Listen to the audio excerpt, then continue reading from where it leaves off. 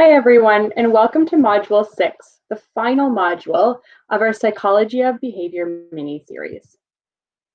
My name is Sarah Prince, and like the presenters before me, I'm also a behavior analyst with the Ottawa Catholic School Board.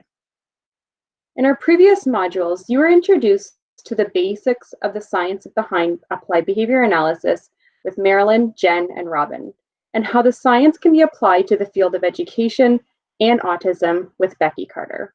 Now it's time to discuss the other applications of ABA. Common belief of ABA is that it is only used for people with autism. Sure, ABA has proven to be an effective learning approach for learners with autism, but it doesn't and actually shouldn't stop there. Behavior is behavior. If you are living, then you behave.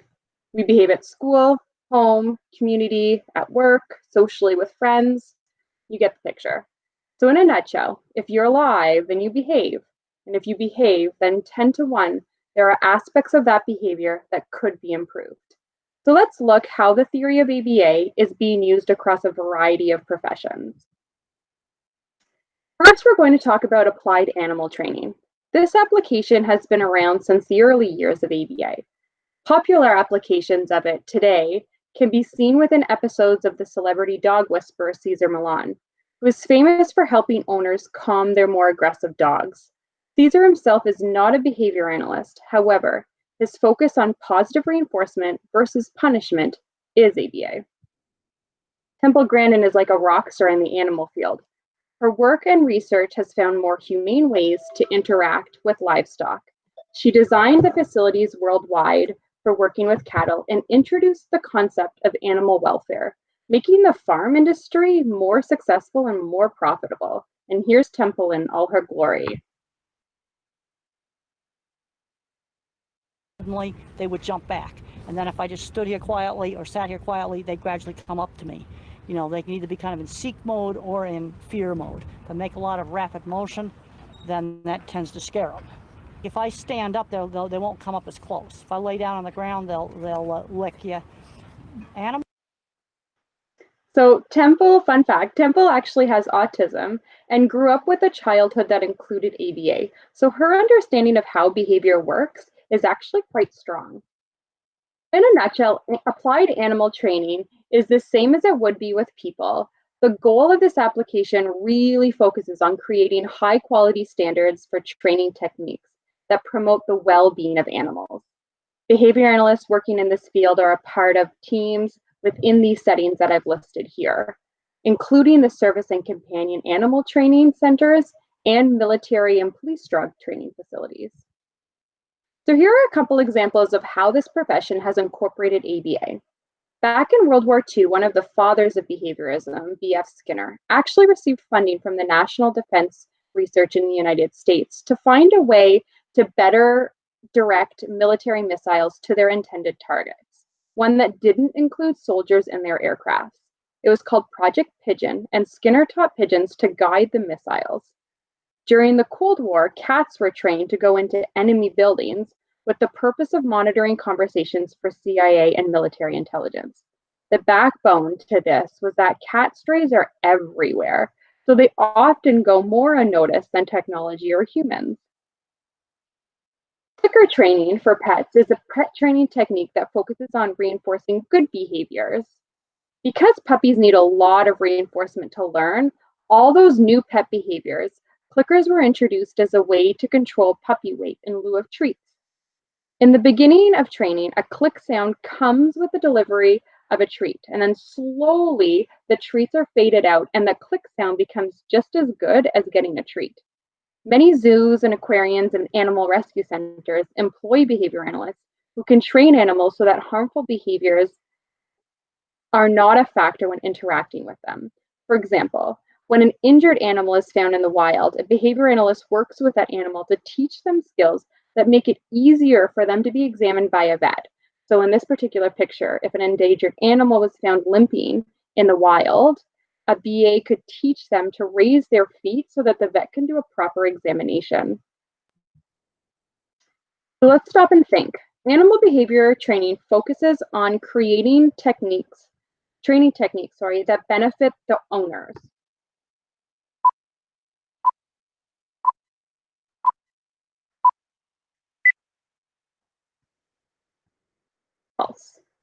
Most of the focus is actually on animal well-being. Let's go into health and fitness. As a society, we have been struggling with starting and maintaining physical activity and healthy lifestyle routines for many years. But did you know that the choices associated with becoming active and making healthy choices are actually behaviors? This is where ABA and the health and fitness industry mix really well together. This profession aims to answer questions like, how can we get someone to start becoming physically active? Or how can we support them while they are making efforts to be or to keep active? And the biggest challenge of this field is how can we help them to sustain and maintain an active and healthy living style? The ABA that we see in this field has a lot to do with setting proper goals, programming with reinforcement to keep motivation high, or simple environmental changes. So jobs in this field can be found in nutrition, so helping people stick to a healthy diet, health promotion, changing your behavior to promote smoking cessation, lifestyle coach, helping you choose a life goal and creating an action plan to get there, or personal training, so helping you stick to a workout routine. So here's a question that a behavior analyst in this field would actually answer.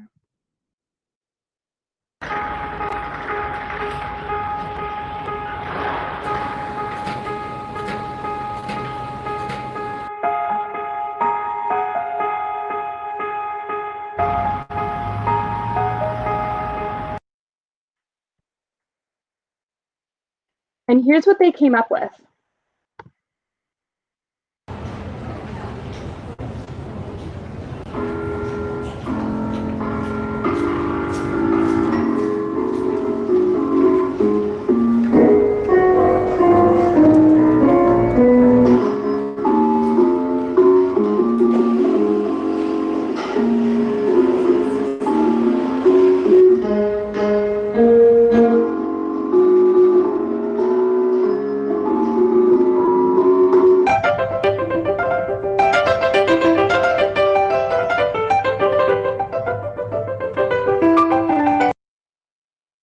So this is a great example of an antecedent strategy of incorporating preference, like making music, into those more challenging tasks, like climbing those really high subway stairs. So this field has some pretty incredible outcomes that often make you think, why haven't I thought of this? Or why hasn't this been invented before? For instance, the Carrot Reward app that actually is coming out in May, it links money towards local businesses with the number of steps on your fitness tracker. The more steps per day you have, the more money you get towards gift cards to participating stores or restaurants. So if you think about this is free money for the active person. And on an ABA marketing side, it's free advertising, more people within the doors of that store, and most people will spend more than they actually have in their reward. So it's a win-win situation for both people. Exergaming or gamifying physical activity actually has really close links to behavior analysts. The idea is to make exercise fun using gaming technology. This has been effective in getting people to start becoming physically active, but maintaining activity needs more research. Games that have been used are Nintendo Wii, Dance Dance Revolution, stationary bikes with TV screens, kind of showing the Tour de France routes while you're doing it, or boxing machines that show hit force, much like those country fair games where you hit the lever with like a giant hammer and a ridiculous giant stuffy is what you get at the end. Only in this case, I don't think you get the giant stuffy. However, that would be really cool reinforcement. So behavior analysts have helped to do research on the locations of parks to promote physical activity in children, which has actually helped with city planning. We've also done research around health promotion and nutrition. For example, do calories on menus encourage healthy eating choices? Which they do in the short term. So next time you go to McDonald's and see the calories beside that Big Mac deal, you can thank health promotion industry and the theory of behavior. So let's stop and think. ABA in the health and fitness industry uses ABA to A, set proper goals, B, use reinforcement to keep motivation high, C, change the environment to promote healthy choices, or D, all of the above.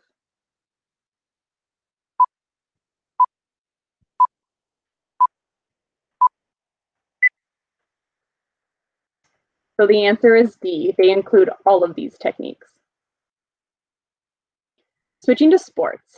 ABA turned up in sports about 50 to 60 years ago through swimming. During this experiment, coaches were looking to find new creative ways to encourage athletes to practice more often. So they tried reinforcement. Since then, it's been expanded to a wide variety of sports, including football, soccer, gymnastics, dance, and many, many others. The focus of ABA in sports is to enhance the performance and the satisfaction of athletes, teams, and coaches.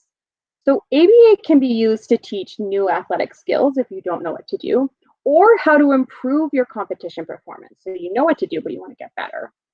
Behavior analysts working in sports can be athletic trainers, behavioral coaches on a professional team, or can be found in some of these other settings like sports conditioning centers. ABA has become popular actually in the practice of football. A behavior analyst supported minor football teams to avoid serious injury that can be caused in tackles, so like concussions.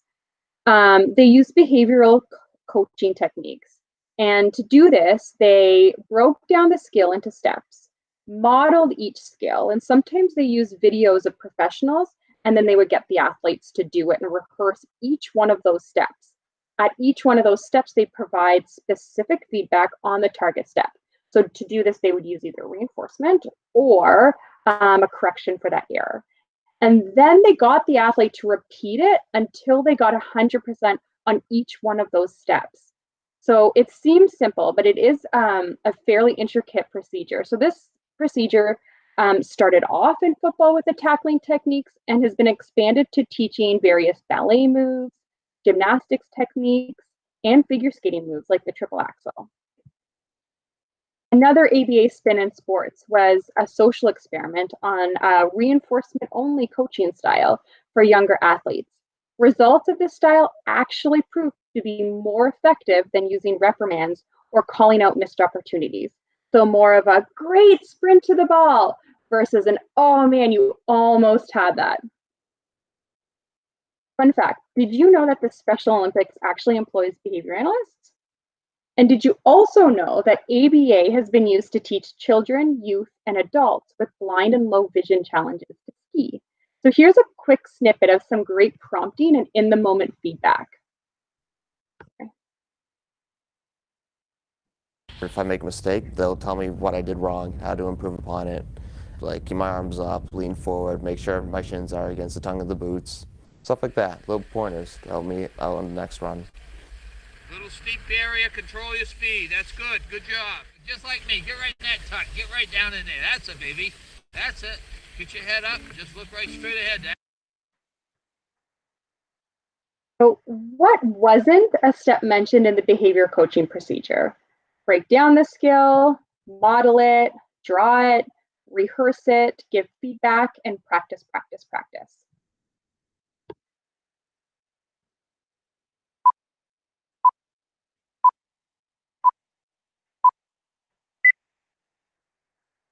Draw it. Although, I mean, if you wanted to do it, go for it, but it's not a key part of behavioral coaching. For those of you that put practice, practice, practice, this is actually the most important part and linked to repeating the process until the athlete got 100%. Let's move on. One of the biggest ABA applications right now outside of autism is its ability to solve challenges in businesses and organizations. And it's called organizational behavior management, or for short, OBM, which is how I will refer to it during this module, just to save my breath, because that's a long word.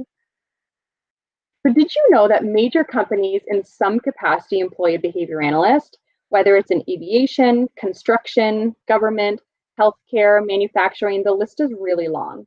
Now, on a business side, they may not be called behavior analysts. They may be called behavioral scientists, organizational behavior analysts, behavior economics, or something along those job titles. Google even has an entire behavior science team. And the head of that team is this lady here, Maya Schenker, who is an incredible behavior scientist who actually worked in an OBM fashion while at the White House with President Obama.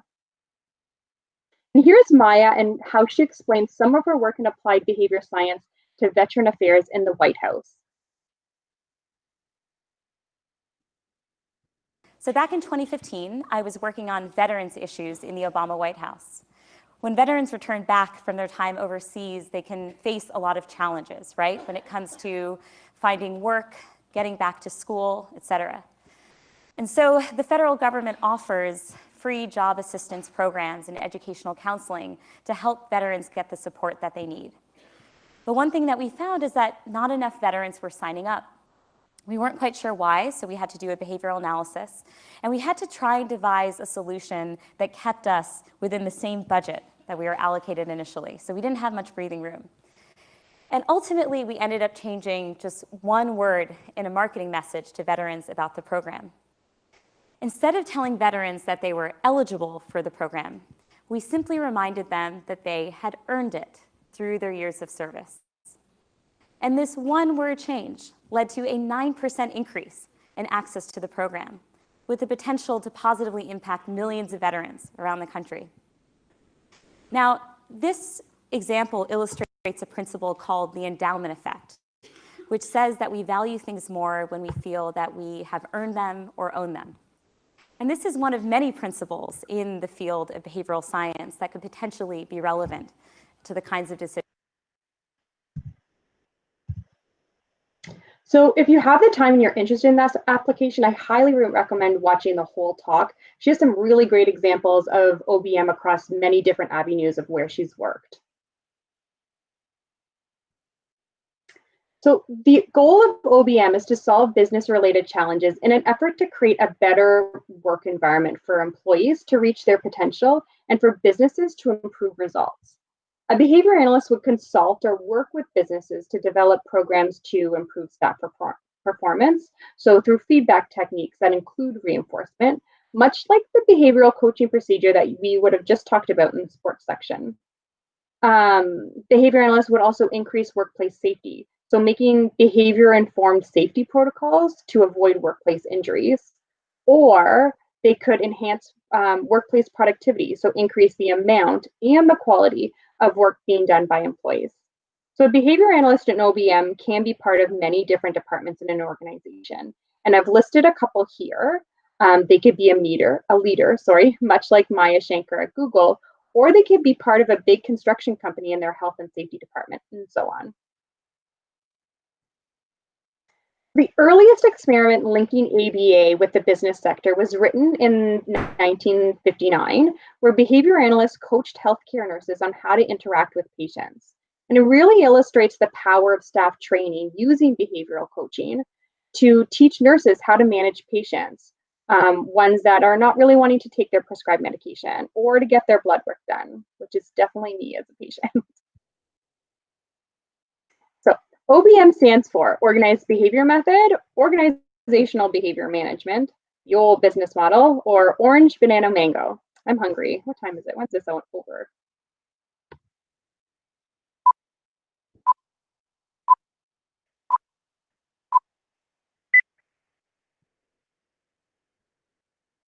Organizational Behavior Management, not Orange, Banana, Mango. So moving on to the mental health section. Mental health has become an important topic in recent years, with an emergence in understanding and acceptance.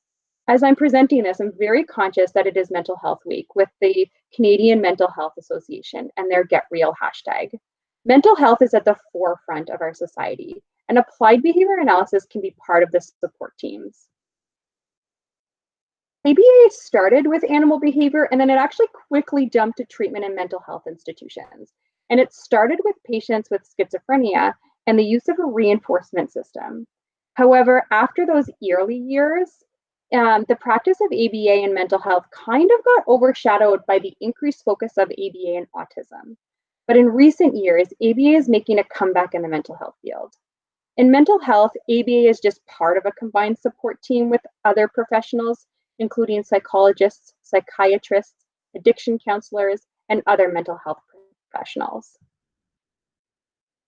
The goal of ABA in mental health is to support people with psychological disorders like depression, anxiety, OCD, or substance misuse, to name a few, by using the theory of ABA.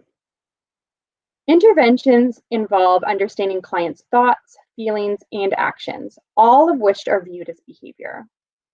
Behavior analysts seek to find a function to those behaviors. So sometimes this could be escape, an antecedent, usually changes in the environment around you, and a consequence.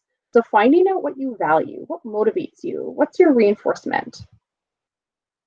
Now, the challenge in this application is that not all behaviors are external and observable when it comes to mental health. In fact, many behaviors come from thoughts and feelings that are unobservable, so we can't see them. In Module 2 with Jen, you learn that ABA focuses on only observable behavior, and intervention packages are created based on those behaviors that we observe. So do you see the conflict? However, thoughts and feelings can sometimes be seen as observable behavior if you know what to look for. They just may not be as observable as you would be in other applications of ABA. So these behaviors can look like gambling, avoiding school, dressing differently, or that look of fear where you have a wide-eyed and stunned face. So ABA in the mental health field is still quite new, but there are lots of promising evidence of its effectiveness. In fact, did you know that the Royal Ottawa Hospital, one of Canada's top-level mental health care centers, actually employs a behavior analyst, or many actually, a couple. So, what is one challenge faced by behavior analysts in the field of mental health? A, the field of mental health should be left to trained psychologists and psychiatrists. It can be challenging to observe people's internal thoughts and feelings, or C, none of the above.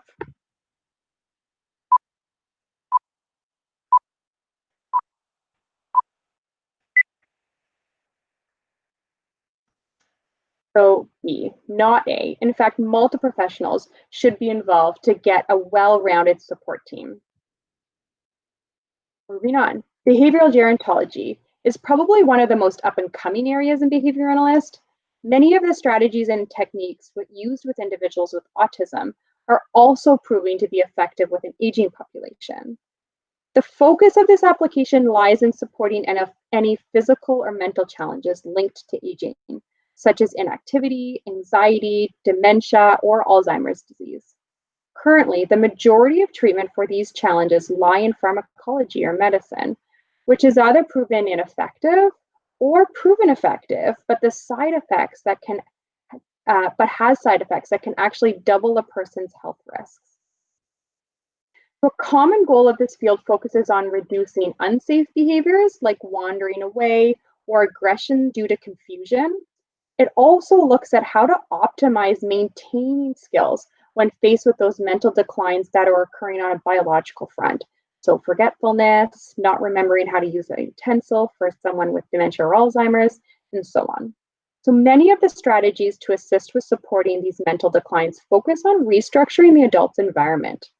And jobs in this area are often found in nursing homes or hospitals. Many of the interventions behavior analysts do in this profession are simple, but they have such great outcomes. Recently, a behavior analyst supported 2 patients with dementia who were frequently getting lost in their long-term care home. So after a behavior analysis, they found that they often got lost just trying to find their room numbers, so hence having short-term memory loss. So the behavior analyst supported staff to highlight their strengths with their long-term memory by putting up shadow boxes with personalized memorabilia on their doors to mark them as their room instead of a room number. This actually eliminated the issues of getting lost completely. Here's another great strategy for an adult at a nursing home. This person often attempted to exit through a side door, which often led to confusion and aggression if they were blocked from leaving. So in this case, a simple change to the environment was made. So the staff painted the door to camouflage the exit to decrease the attempts to leave. So behavioral gerontology has been around since the early years of ABA. True or false?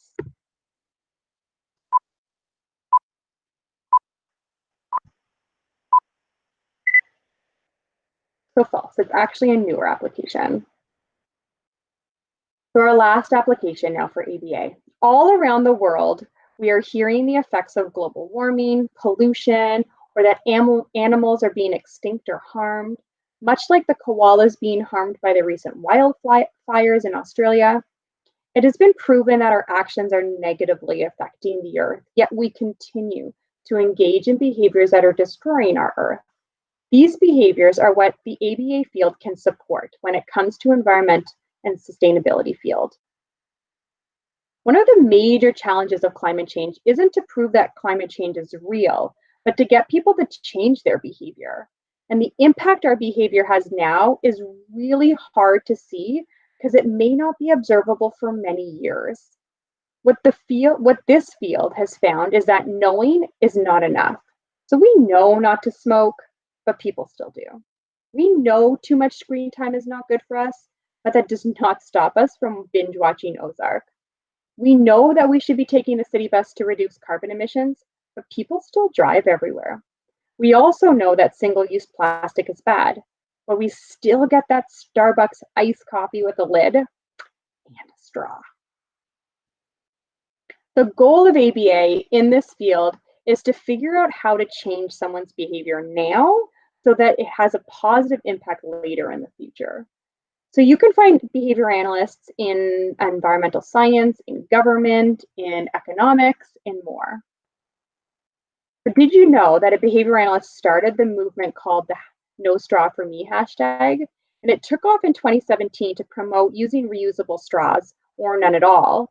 And the theory is that if you make one simple change now, you can affect others to do the same, creating a bigger tidal wave. So here's another quick video to highlight how changing the environment can increase recycling behaviors.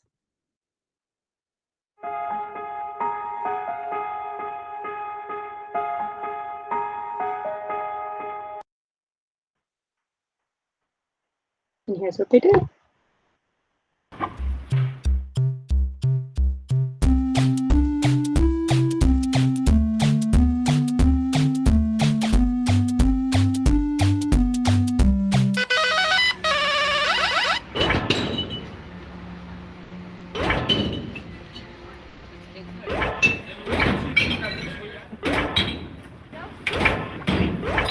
Go up.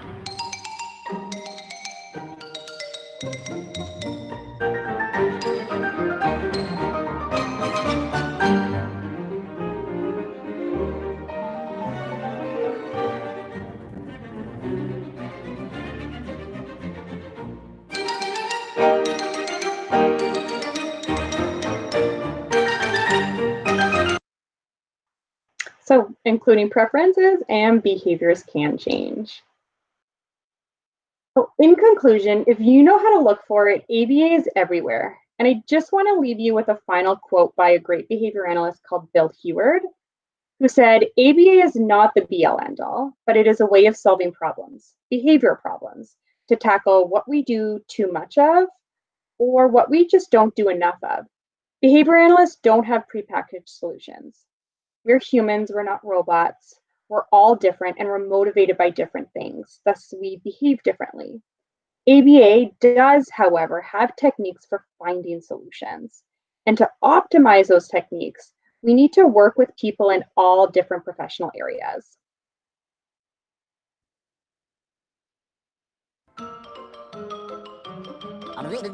That's all, folks.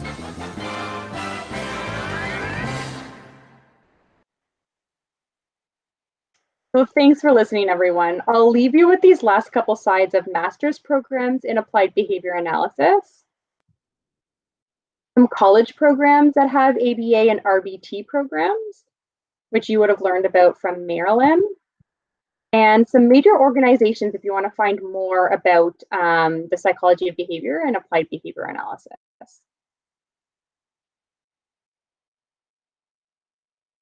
Have a great day, guys.